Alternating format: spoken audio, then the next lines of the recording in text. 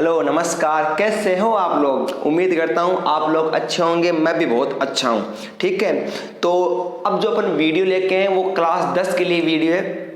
तो देखो, अगर मेरे वीडियो आपको पसंद आ रहे हैं, 10th क्लास के बच्चों ने मेरे काफ़ी 30 से 35 वीडियो देख चुके हैं, उनको मज़ा आ रहा है, अब सारी चीज़ क्लियर हो चुकी है। देखो, आपका दायित्व बनता है क्लियर करना। अगर आपने चैनल सब्सक्राइब नहीं किया तो प्लीज़ चैनल को भी सब्सक्राइब कर दीजिए। ठीक है, और एक इंपॉर्टेंट इन्फॉर्मेशन लेके आए हूँ आपके लिए, बहुत ही ज़रूरी सूचना है कि जो अभी जो क्लास 10 का जो मैथ्स का पेपर रहा हुआ है, जो 30 जून को होने वाला है, उनके लिए मैं जो क्लास 10 में भी हुए हुए बच्चे हूँ उनके लिए भी वीडियो लेके आऊँगा और एक एक चैप्टर वाइज वीडियो लेकर आऊंगा और वही क्वेश्चन बताऊंगा जो एग्जाम में आएगा। और जो क्वेश्चन मैं यहाँ बताऊंगा वो एग्जाम में डेफिनेटली आएगा ही आएगा। तो आपके कोई सीनियर बच्चे हैं, जैसे 9th वाले 10th में आए और जो बच्चे वर्तमान में 10th की एग्जाम दी थी, 4 पेपर दे दिए थे, एक पेपर उनका रह गया था, तो वो जो बच्चे हैं आपकी रिश्तेदारी में उनको इन्फॉर्म कर दिए कि इस चैनल पे आ जा और तुम्हारा भला हो जाएगा। मैं गारंटी देता हूँ वही क्वेश्चन एग्जाम में आएगा जो मैं यहाँ बताऊंगा। मैं कैसे बताऊंगा, पहला चैप्टर लूंगा, उससे जितने भी इंपॉर्टेंट क्वेश्चन बनते हैं वो मैं बताऊंगा। दूसरा चैप्टर लूंगा, उससे जितने भी इंपॉर्टेंट क्वेश्चन बनते हैं मैं बताऊंगा। तीसरा चैप्टर लूंगा, जिससे इंपॉर्टेंट क्वेश्चन बनते हैं वो बताऊंगा। तो पूरा बताऊंगा, उसके मुश्किल से 7 या 8 पार्ट में कंप्लीट कर दूंगा। बहुत शानदार वीडियो लेके आऊंगा, तो आप उनको भी इन्फॉर्म कर दीजिए। तो अपन बिना रुके अपना शुरू करते हैं। अपने पार्ट 8 आ चुके थे, आज अपन बात करते हैं पार्ट नंबर 9 की। तो अर्थमेटिक प्रोग्रेशन चल रहा था, तो अपन लोगों ने 5.3 के अपन लोगों ने 6ठा क्वेश्चन कर लिया था, 7वां क्वेश्चन भी अपन लोगों ने कर लिया था। अब क्वेश्चन की बात करते हैं 8वें क्वेश्चन की। तो आपका 8वां क्वेश्चन की बात करते हैं। जहां तक मेरे को पता है आपने 7 ही क्वेश्चन किए थे, 8वां क्वेश्चन की आज बात करते हैं। तो 8वां क्वेश्चन क्या है, देखिए। तो 8वां क्वेश्चन है कि द फर्स्ट टर्म ऑफ, देखो क्वेश्चन आपको मिल जाएगा हिंदी में लिखा हो, ऊपर यहाँ पे चलेगा या नीचे चलेगा, तो आपको क्वेश्चन मिल जाएगा। मैं एक बार क्वेश्चन इंग्लिश में पढ़ रहा हूं, आप ध्यान सुनिए। The first term of AP is at n term is that 33 and sum of first n term is 123, then find n common difference। आपको जो जो चीज दी है वो लिखते जाओ। देखो क्या क्या दिया है मेरे को, एक तो दी है फर्स्ट टर्म, क्या दी है फर्स्ट टर्म, अरे हिंदी में लिखे तो पहला पद दिया है मेरे को, क्या दिया है पहला पद, तो ऐसे लिख लो पहला पद।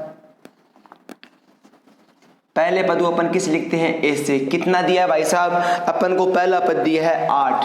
फिर आपको क्या दिया है, लास्ट टर्म दिए, क्या दिए लास्ट टर्म। लास्ट टर्म को क्या बोलते हैं, अंतिम पद। तो आप यहाँ पे लास्ट टर्म लिख दो चाहे अंतिम पद लिख दो। तो आपको अंतिम पद को किस लिखते हैं, an से लिखते हैं। किस लिखते हैं, an से। वो कितना दिया है 33, क्या 33। अब देखो आगे क्या दिया है, सम ऑफ फर्स्ट एंड टर्म, आपको उनका सम दिया, जो जितनी भी टर्म्स है उनका क्या दिया है, योगफल दिया है। क्या दिया है, योगफल। तो योगफल को अपन किस लिखते हैं, एसन से। तो आपको योगफल कितना दिया है, आपको योगफल दिया है 1 2 3। कितना दिया है 1 2 3। कितना दिया 1 2 3। ये आपको सारा सब कुछ दिया हुआ है। आपने जो दिया हुआ लिखते हैं आपको कुछ चीज समझ में आ जाएगी। अपन को an दिया ना, तो अपन को एक तो क्या निकालना है, d निकालना है, कॉमन डिफरेंस निकालना है। एक तो आपको क्या निकालना है, कॉमन डिफरेंस निकालना है, और एक आपको क्या फाइंड करना है, एंड फाइंड करना है। क्या फाइंड करना है, एन। तो सबसे पहले आप क्या लेंगे, an वाला लेंगे। क्या लेंगे, an। तो आपने an लिया, तो an का फॉर्मूला होता है a + n - 1 d होता है। an बराबर a + n - 1 d होता है। an की वैल्यू कितनी है 33, a की वैल्यू कितनी है भाई साहब, a की वैल्यू आपकी 8 है, n की वैल्यू आपके पास है नहीं, और d की वैल्यू आपके पास नहीं है। 8 इधर आया तो क्या बच गया, n - 1 d। 33 - 8, तो n - 1 d = कितना बच गया, 25। इक्वेशन 1 दे दे, यही छोड़ दे, क्योंकि आगे हो ही नहीं रहा ना, तो नहीं हो रहा तो छोड़ दे, आगे के आगे देखेंगे। अब आपको क्या दिया हुआ है, एसन। तो अपन एसन से सोल्व करते हैं फटाफट। तो एसन बराबर क्या होता है, n/2 2a + n - 1 d होता है कि नहीं होता है। तो एसन कितना दिया है 1 2 3, n की वैल्यू अपने पास नहीं है, 2 × a की वैल्यू कितनी है 8 है, प्लस एन की वैल्यू की नहीं है, डी की वैल्यू नहीं है। आपको एक चीज दिख रही है क्या, n-1 डी की वैल्यू अपने पास है क्या? समीकरण 1 से है ना, ये रही देखो n-1 डी की वैल्यू कितनी है 25। तो समीकरण 1 से n-1 डी का मान रखने पर तो 1 2 3 n/2 16 प्लस 25 तो 1 2 3 इक्वल टू n/2 16 और 25 31 कितना होता है 41 होता है। कितना होता है 41। तो इधर अपने ले गए 1 2 3 इंटू 2 इंटू 41 कितना 41। कितनी बार कटेगा 4 3 12 कितनी बार जाएगा, n की वैल्यू कितनी है 6। आपकी n की वैल्यू कितनी आ चुकी है 6। तो आपकी n की वैल्यू कितनी है 6। तो आपका n का मान आ चुका, अपन को किसका मान चाहिए d का। तो n का मान समीकरण 1 में रख दें। तो आप आगे देखो जगह नहीं है, मैं ऊपर वाला मिटा देता हूं। n का मान करने का तरीका बता रहा हूं पूरा। n का मान समीकरण 1 में रखने पर तो आपकी समीकरण 1 क्या है ये वाली। तो n का मान कितना है 6 माइनस 1 d इक्वल टू कितना है 25। 6 में से है क्या कितना बचा 5 बचा ना, d इक्वल टू कितना 25। अरे 5 मल्टीप्लाई में ना, उधर जाएगा किस में हो जाएगा डिवाइड में हो जाएगा। अरे गुणा में उधर जाएगा किस में होगा भाग में नहीं होगा क्या। तो d बराबर कितना होगा 25/5 कितना आएगा d बराबर 5। और d को अपन क्या बोलते हैं कॉमन डिफरेंस बोलते हैं। अपने को 2 वैल्यू पूछी थी, आपकी दोनों वैल्यू मैं निकाल चुका हूं। बहुत शानदार क्वेश्चन है, क्वेश्चन हिंदी में लिखा हुआ आपको मिल जाएगा। अब बढ़ते हैं अपन क्वेश्चन नंबर 9 की तरफ। शानदार क्वेश्चन है, इतना जबरदस्त समझाऊंगा कि कोई नहीं समझा पाएगा, ऐसे आपको क्वेश्चन नहीं समझ नहीं आएगा। मैं आपको बताऊं देखो क्वेश्चन बहुत शानदार क्वेश्चन है, एग्जाम में आने लायक क्वेश्चन है, ध्यान समझना। अगर पहली बार में समझ में आ जाएगा बहुत अच्छी बात है, नहीं समझ में आए दोबारा वीडियो रिपीट करके देखना, लेकिन ये क्वेश्चन समझना जरूर। देखो क्या है क्वेश्चन क्या है, ए सम ऑफ 280 ए सम ऑफ 280 रुपए भाई रुपीज में। पहले मैं क्वेश्चन करने रहा हूं समझा रहा हूं, ठीक है। To be use give a 4 cash prize. आपको इन 280 रुपए को किस में यूज करना है, आपको 4 प्राइज में यूज करना है। किस में 4 प्राइज में, और वो भी कौन से प्राइज कैश प्राइज। कौन से प्राइज कैश प्राइज देने, ठीक है। अब if each price is the 20 less than the preceding price find the value of each the price. और अगले ने कहा कि हर प्राइज के बाद 20 रुपए कम होते जाना है। कितने रुपए 20 रुपए कम हो जाना है। मेरा मतलब कहने का मतलब, अगले का कहने का मतलब ये है कि अपनी लैंग्वेज में समझते हैं कि आपके पास 280 रुपए हैं, आपकी स्कूल में फंक्शन हो रहा है और आपने कहा है कि जो स्टार्टिंग के जो 4 रैंक्स है ना, वहाँ पे कुछ भी प्रतियोगिता हुई होगी, डांस वांस से कोई भी प्रतियोगिता, मान लो खेल की या वाद विवाद प्रतियोगिता, कोई भी प्रतियोगिता, ड्राइंग की प्रतियोगिता, कोई भी प्रतियोगिता हुई होगी, और आपके पास 280 रुपए हैं। और 280 रुपए आपको कहा है कि 280 रुपए 4 में बांट दो। कितने स्थानों में 4 स्थानों। तो स्थान कौन से होंगे, एक तो फर्स्ट, एक सेकंड, एक थर्ड और फोर्थ। ये 4 तो स्थान होंगे, फर्स्ट सेकंड थर्ड फोर्थ, और 280 रुपए बांटने। अब ऐसा तो हो नहीं सकता कि आप इसको अकेले को 280 दे दो तो फिर ये बाकी थोड़ी नहीं, बाकी तो बाकियों को भी देने। अरे देने नहीं देने। और अगले ने कहा है कि हर प्राइज के बाद 20 रुपए कम हो जाना है। और देखो ये बात सही भी है कि हमेशा जिसका पहला रैंक होता है उसको ज्यादा मिलना चाहिए, और फिर उसका जो दूसरा रैंक होता है उसको फिर उससे कम, और तीसरा फिर उससे कम। तो अगले ने कहा है कि कितने का डिफरेंस होना चाहिए 20 का होना चाहिए। कितने का डिफरेंस होना चाहिए 20 का। मान लो मैं इसको 60 दूं तो इससे 20 कम कितना होगा 40, इससे 20 से कम कितना होगा 20, इससे 20 कम कितना होगा 0। ऐसे तो ये एग्जांपल दिया है मैंने, ये मैंने किया नहीं है ना। तो आप सबसे पहला काम क्या करेंगे, जो फर्स्ट प्राइज है उसको आप क्या मान लेंगे, ए मान लेंगे। क्या मान लेंगे ए। तो आप लिखेंगे माना प्रथम, माना पहला प्राइज लिख लो, माना पहला स्थान को कितने रुपए दिए, रुपए में मान रहा हूँ ए रुपए दिए, कितने रुपए दिए, ए रुपए। आप इंग्लिश में लिखना चाहो तो लिख सकते हैं let first prize, let first prize. तो आप मुझे बताओ कि जब पहले स्थान वाले को ए रुपए दे रहे हैं तो दूसरे स्थान वाले को कितने देंगे। अरे अगला कह रहा है कि 20 रुपए का डिफरेंस है, कितने रुपए का, 20 रुपए का, तो कितने देंगे, ए माइनस 20। फिर मुझे बताओ कि तीसरा स्थान वाले को कितना देंगे, तो तीसरा स्थान वाले को, अब देखो इससे 20 कम नहीं देंगे, दूसरे वाले से 20 कम देंगे, तो यहाँ पे कितना हुआ, a माइनस 20, और ये देखो माइनस 20 और कर दिया, कितना बचा, a माइनस 40, क्योंकि माइनस और माइनस जुड़ जाते हैं और निशान किसका आता है, माइनस का आता है। अब बात करता हूं किसके, चतुर्थ स्थान की, किसके, चतुर्थ स्थान की, फोर्थ प्राइज की। तो चतुर्थ स्थान की बात करूंगा तो a माइनस 40 माइनस 20, तो ये कितना हो गया, a माइनस 60। आपके पास कितना आया, a माइनस 60। अब आपको क्या बोला है कि एसम और 280 और चारों जो प्राइज हैं उनका योगफल कितना है, 280 है। उनका योगफल कितना है, 280, मतलब एसएन कितना है, 280, और एसएन मतलब यहाँ S4 हो गया।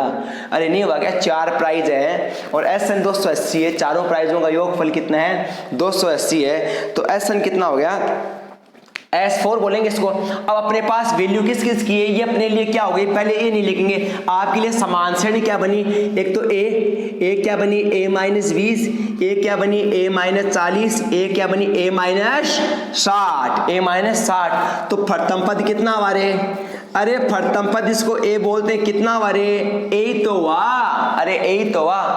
आपका सार्व अंतर डी कितना हुआ, तो ये इसमें से एक हटा दे, a माइनस 20 माइनस ए कितना बचा, माइनस का 20, तो आपका सार्वंत्र कितना हुआ, माइनस का 20, जिसे क्या बोलते हैं, डी। अब आप अपने क्वेश्चन पे आओ, एस एन इक्वल टू कितना है, 280, कितना है, एस एन इक्वल टू 280। तो फॉर्मूला लगा दे, पुट कर दे फॉर्मूला, एस एन बराबर n/2, एस एन बराबर n/2, 1 मिनट करो।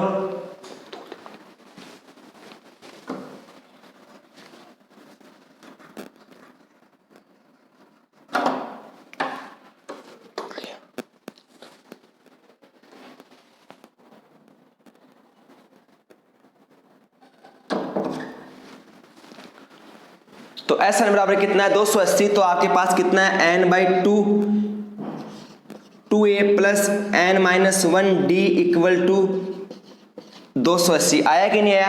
अब अपने पास n की वैल्यू भी कितनी है, 4, इधर मैंने लिख दिया था क्या, इधर भी लिख दिया, चलो कोई नहीं। यहाँ पे कितना है, 4/2, 2 इंटू ए की वैल्यू यही है, प्लस n-1, 4 माइनस 1, डी की वैल्यू कितनी है, -20 इक्वल टू कितना है, 280। तो ये हो गया 2, ये कितना हुआ, 2a प्लस -60 होगा, कितना होगा, -60 इक्वल टू 280 होगा। 2 इधर ही से, तो 4a माइनस 120 इक्वल टू 280 है ना।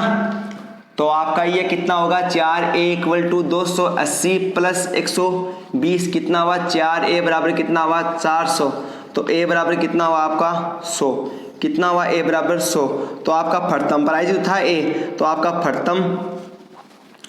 प्रथम पुरस्कार जो था वो आपका कितना आया, 100। तो फिर आपका जो द्वितीय जो पुरस्कार आएगा वो कितना आएगा, 80 आएगा। अरे 100 माइनस 20 कर दे। फिर आपका जो तृतीय जो पुरस्कार आएगा वो कितना आएगा, 60 आएगा। और चतुर्थ जो पुरस्कार आएगा वो कितना है, 40। एक बार जोड़ लो सबको, 280 आएगा।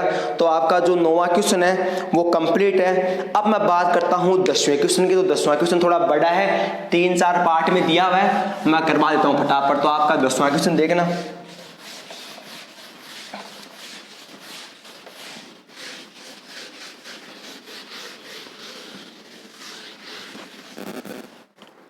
तो आपका 10वां क्वेश्चन क्या है, मैं रिपीट करता हूं। आपका 10वां क्वेश्चन है कि a manufacturer of TV sets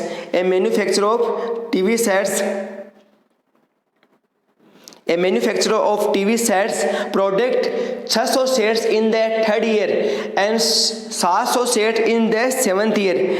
Assuming that the production increase uniformly by a fixed number every year, find the production in the first year. Second question दिया है the production in the third year, ठीक है, नहीं 10th year, ठीक है, the total production in the first 7 year. आपको question क्या क्या है मैं आपको बताता हूँ। कोई आपकी टीवी निर्माता कंपनी है और आपकी जो टीवी निर्माता कंपनी है product 600 set in the third year and the 700 set in the 7th year. आपकी कोई टीवी निर्माता कंपनी है वो तीसरे साल मतलब थर्ड ईयर में, मतलब उसको क्या लिखेंगे A3, तीसरे ईयर वो कितने टीवी बनाती है? 600 टीवी बनाती है। कितने टीवी बनाती है? 600 TV and 700 sets in the 7th year. 700 sets कितने बनाती है? 7th ईयर पे। तो आपका A7 कितना दिया है? 700 दिया है। कितना दिया है? 700। आगे क्या लिखा है? Assuming the production increase uniformly the production in the first year। आपसे पूछा है कि फर्स्ट ईयर उनका जो प्रोडक्शन था वो क्या रहा होगा। तो देखो अपने पास अपन को एक की वैल्यू निकालनी है। अपन को किसकी निकालनी है? एक की वैल्यू। तो देखो अपने पास ना n की वैल्यू तो है, लेकिन अपने पास एक की वैल्यू के लिए d की वैल्यू होना भी जरूरी है। तो सबसे पहले आप क्या करेंगे कि A3 है, फर्स्ट क्वेश्चन है, उसको A3 को कैसे लिख सकते हैं? A+2D। तो A+2D इक्वल टू कितना हुआ? 6, समीकरण 1। और A7 को कैसे लिख सकते हैं? A7 को कैसे लिख सकते हैं? आप इसको लिख सकते हैं A+6D इक्वल टू 700, समीकरण 2। समीकरण 2 माइनस समीकरण 1। तो A+6D इक्वल टू कितना हुआ? 700। A+2D इक्वल टू कितना हुआ? 600। कितना है? माइनस माइनस माइनस कट गया। 4D इक्वल टू कितना आया? 100। D इक्वल टू कितना आया? 25 है। कितना है? D equal to 25। तो आपकी D की वैल्यू कितनी आ चुकी है? 25 आई क्या D की वैल्यू। अब अपन को किसकी वैल्यू चाहिए? A की वैल्यू चाहिए। तो D का मान चाहे समीकरण 1 में रख दो चाहे समीकरण 2 में रख दो। D का मान समीकरण 1 में रखने पर, तो D का मान समीकरण 1 में रखें तो A+2 इंटू 25 इंटू 600, तो A+50 इक्वल टू कितना? 600। तो A इक्वल टू कितना? 550। तो पहली साल कंपनी कितने टीवी बनाती है? 550 टीवी। अगले ने क्या पूछा है कि फर्स्ट ईयर कितने टीवी बनाती है ना। तो अपने पास अपन को देखो थर्ड ईयर की वैल्यू दी थी और 7th ईयर की वैल्यू दी थी, है ना। तो अपन को फर्स्ट ईयर की पूछी थी, अपन निकाल चुके हैं। अब अगले ने क्या पूछा है कि आपके 10वें ईयर कितने टीवी बनाती है। तो 10वें ईयर के लिए इसका देखो सेकंड क्वेश्चन क्या है कि 10th ईयर में कितने टीवी बनाती है। मतलब आपको किसकी वैल्यू पूछी है? A10 की वैल्यू पूछी है। किसकी वैल्यू पूछी है?